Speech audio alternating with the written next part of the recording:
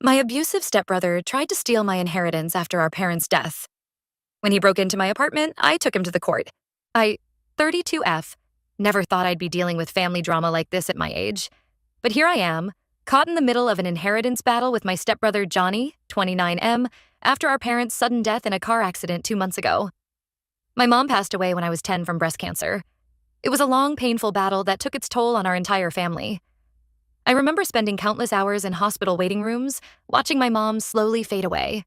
After she died, it was just me and my dad for a few years. We were incredibly close during that time, leaning on each other for support as we navigated our grief. When I was 14, my dad met Simone at a grief support group. They bonded over their shared experiences. Simone had lost her husband to a heart attack a few years prior. They got married a year later, and suddenly I had a new stepmom and stepbrother. Johnny was 12 at the time, and, to be honest, a total nightmare from day one. I tried to be welcoming to Johnny at first. I remembered how lonely I felt after losing my mom and thought maybe he was acting out because of his own grief. But it quickly became clear that Johnny's issues ran deeper than that. Growing up, Johnny was always causing trouble. He'd break my things, invade my privacy, and make my life miserable whenever he could. I remember one incident when I was 15. I had just gotten my first diary, a gift from my dad. I came home from school one day to find that Johnny had not only read it, but had torn out pages and scribbled crude drawings all over it. When I confronted him, he just laughed and said I shouldn't have secrets in our family. My dad and Simone tried to intervene, but nothing seemed to work. They sent Johnny to counseling, tried different disciplinary methods, but he always found a way to manipulate the situation. As we got older, Johnny's behavior only escalated. He started getting into drugs and alcohol in high school, and there were times when he'd come home drunk and verbally abuse me. One night stands out in my memory. I was 17, studying for a big exam in my room. Johnny came home wasted, kicked open my door, and started screaming at me about how I thought I was so much better than him. He knocked over my bookshelf and threatened to hit me before my dad finally managed to restrain him. The next day, Johnny acted like nothing had happened, and Simone convinced my dad not to punish him because he was going through a phase.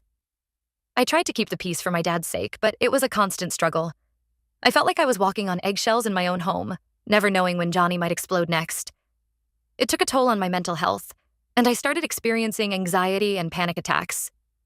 I moved out as soon as I turned 18 to get away from the toxic environment. Even though I was living on my own, I stayed close to my dad. We had weekly dinners together, just the two of us, to maintain our bond. During these dinners, my dad would often express his concerns about Johnny's behavior and his addiction issues.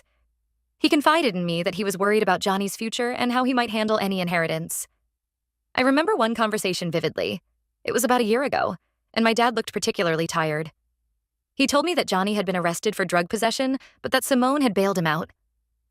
My dad was torn between wanting to help his stepson and fearing that he was enabling destructive behavior.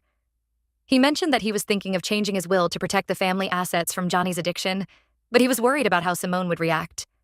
Fast forward to 2 months ago. I got the call that changed everything. My dad and Simone had been in a terrible car accident on their way home from a weekend getaway. They were both killed instantly. The shock and grief were overwhelming. Despite our difficult relationship, I reached out to Johnny, thinking we could at least support each other during this difficult time. But Johnny had other plans. Within days of the funeral, he started harassing me about the inheritance. He claimed that since he was the real son, he's my stepbrother, but whatever, he deserved everything. He started showing up at my apartment unannounced, leaving threatening voicemails, and even tried to break in once when I wasn't home. I later found out that Johnny's uncle, his mom's older brother, was behind a lot of this. Uncle Dave has always been bad news. He's got a criminal record and has been in and out of jail. I remember meeting him at Simone and my dad's wedding. He spent the entire reception trying to scam money out of the other guests. Apparently, he's been filling Johnny's head with all sorts of ideas about how to get the inheritance. Things came to a head last week when Johnny cornered me outside my workplace. He was clearly high on something and started screaming about how he'd make me sorry if I didn't sign over my share of the inheritance. He even took a swing at me, but luckily a coworker intervened before things got worse. As he was being pulled away, Johnny shouted that he knew where I lived and that I'd better watch my back. I'm at my wit's end. I've been trying to live peacefully and grieve for my dad and Simone, but Johnny won't let up. I don't want to cave to his demands. My dad worked hard for what he had, and I know he wouldn't want Johnny to blow it all on drugs. Plus, I have my own future to think about. I've been saving up to go back to school and finish my degree, something my dad always encouraged me to do. I've decided to fight back. I've reached out to my Uncle Rob, my dad's brother, for help. Uncle Rob has always been a supportive presence in my life. When my mom died, he practically moved in with us for a few months to help my dad cope and make sure I was taken care of. He never quite approved of Simone, feeling that she and my dad rushed into marriage, but he always tried to be polite for the family's sake. Uncle Rob has offered to help me navigate the legal side of things. We're going to contest Johnny's claims in court and make sure my dad's wishes are respected. Uncle Rob has also insisted on staying with me for a while, worried about my safety given Johnny's threats. I feel guilty for having to fight with family like this, especially so soon after losing my dad and Simone. But I also know I can't let Johnny bully me into giving up what's rightfully mine. I'm scared of what he might do next, but I'm trying to stay strong. There are moments when I find myself thinking back to when Johnny first came into our lives. He was just a scared kid who'd lost his dad, same as me. I wonder if things could have been different if we'd connected over our shared loss instead of becoming adversaries. But then I remember all the years of abuse and manipulation, and I know I can't let those fleeting moments of sympathy cloud my judgment. Has anyone else dealt with inheritance drama like this? Any advice on how to handle an abusive family member during a time like this? I could really use some support right now. I'm trying to stay strong, but between the grief of losing my dad and the stress of dealing with Johnny, I feel like I'm barely keeping it together. Update 1. It's been about a month since my last post, and a lot has happened. Thank you all for your supportive comments and messages.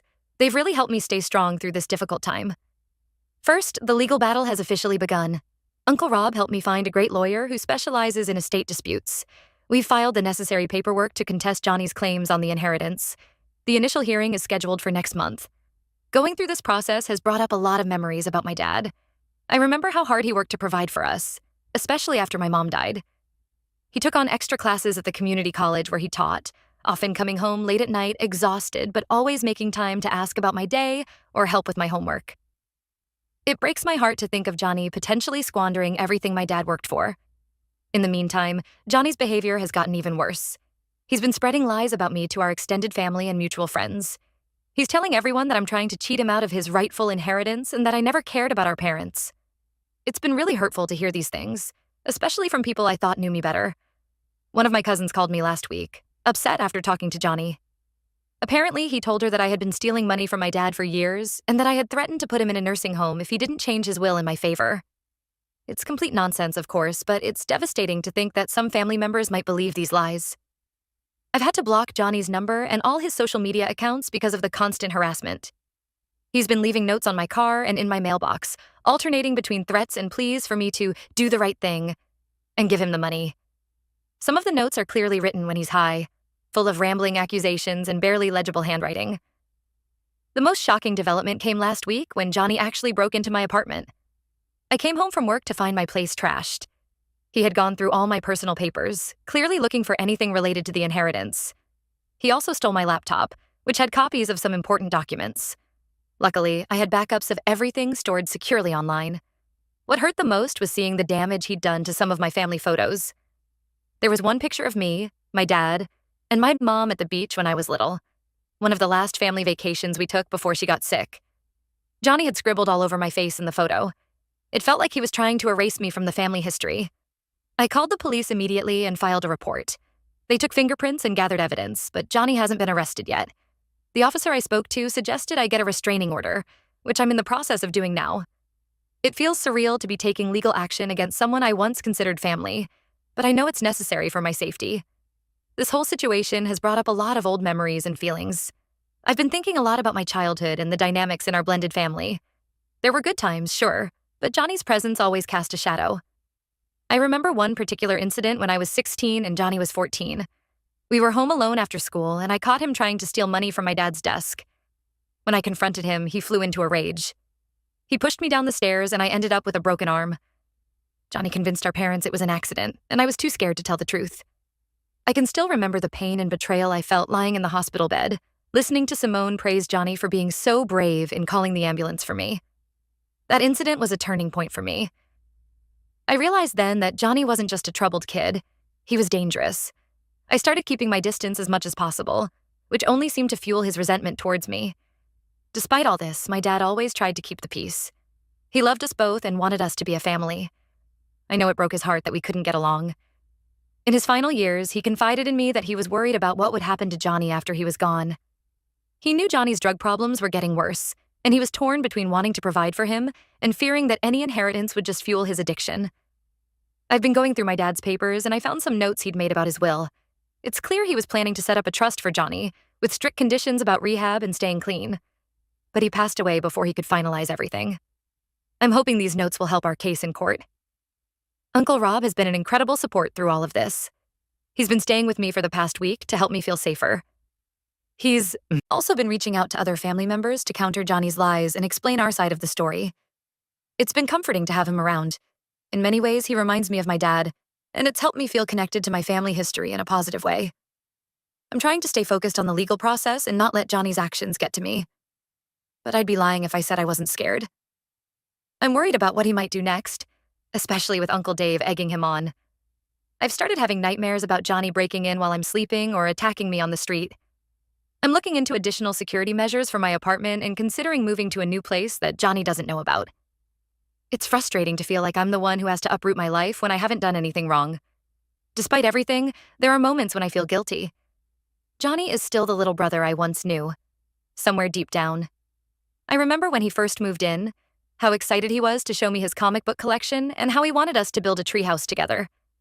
I wonder if things could have been different if we'd gotten him help earlier, or if I'd tried harder to connect with him. But then I remind myself of all the pain he's caused and the way he's acting now. And I know I'm doing the right thing by standing my ground. I'll update again after the court hearing next month. Thanks again for all your support. It means more than you know. Update 2. Hey everyone, it's been a whirlwind few weeks since my last update, and I wanted to fill you all in on what's been happening. The court hearing finally happened, and it was intense. Johnny showed up with Uncle Dave and a sleazy-looking lawyer. They tried to paint me as the villain, claiming I had manipulated my dad into cutting Johnny out of the will. It was hard to sit there and listen to their lies, but my lawyer did an amazing job of presenting our case. We submitted the notes I found in my dad's papers about his plans for Johnny's inheritance. We also had testimony from my dad's financial advisor, who confirmed that my dad had discussed setting up a trust for Johnny with conditions about rehab. One of the most emotional moments came when my high school guidance counselor testified. She spoke about the times I had come to her, upset and scared about Johnny's behavior at home. She also mentioned how my grades had suffered during that time due to the stress. It was validating to have someone else confirm the impact Johnny's actions had on me. The judge seemed to see through Johnny's act pretty quickly.